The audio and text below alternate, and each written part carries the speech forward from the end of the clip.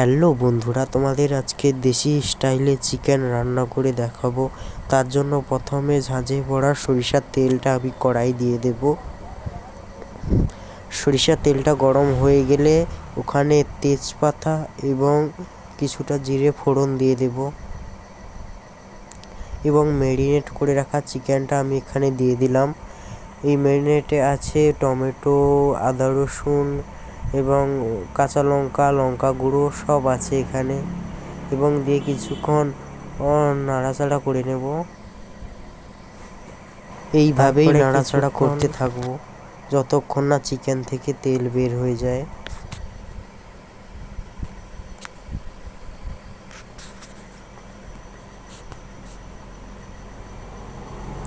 এইভাবে কিছুক্ষণ লাড়তে লাড়তে এই দেখো বন্ধুরা, চিকেন থেকে তেল বেরোনো স্টার্ট হয়ে গেছে। তো এইভাবে কিছুক্ষণ রান্না করব এবং এটা হতে হতে আমি কিছুটা বাদাম এবং পেস্ট করে নেব, গোটা গরম মশলা পেস্ট করে নেব।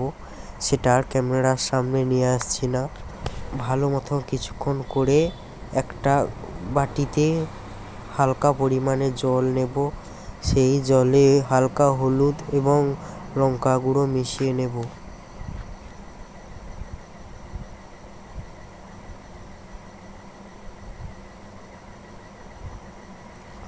তারপরে এই জলটা কিছুক্ষণ গরম করে নেব।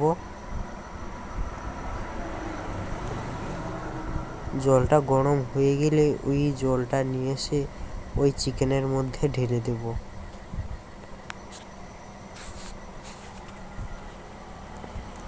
দেখেছো বন্ধুরা কতটা তেল বেরিয়ে এসেছে।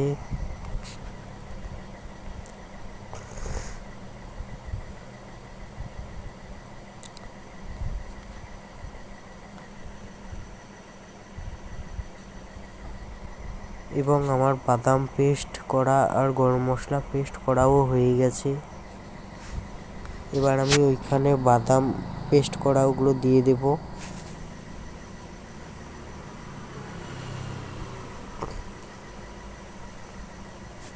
এইভাবেই কিছুক্ষণ রান্না হবে যতক্ষণ না ভালো মতন তেল বেরিয়ে আসছে।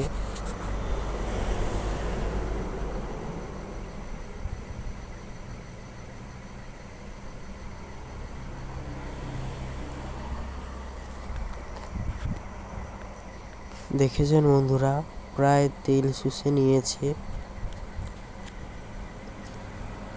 এরপর আমরা একটা গামলা নিয়ে ওটাতে চাপিয়ে দিলাম।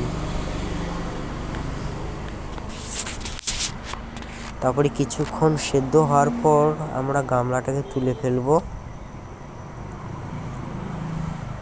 দেখেছেন কত সুন্দর কালার এসেছে। এটা কষা হলো, তারপরে জল দিয়ে দিলাম।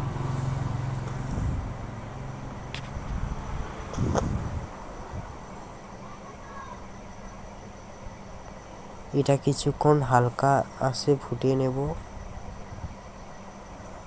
তারপর ফুটিয়ে নেওয়ার পর যখন এর গ্রেভিটা মোটা হয়ে আসবে,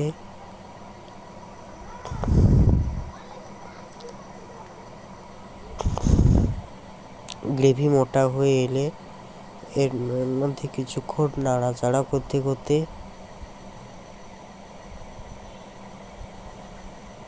দেখবেন আমার মাংস রান্না রেডি। এরপরে ভাত বেড়ে নিয়ে এসেছি, দেখেন।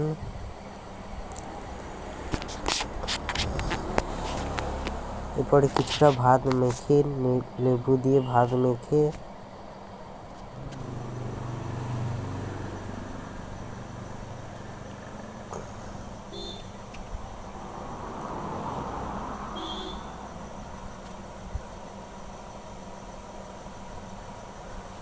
পাতলা করে চিকেনের ঝোলটা নিয়ে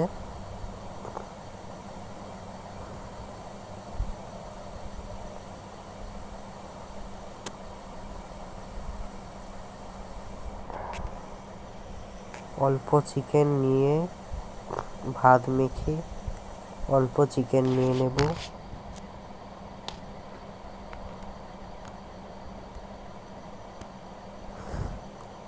মুখে এক গাল দিয়ে দেব।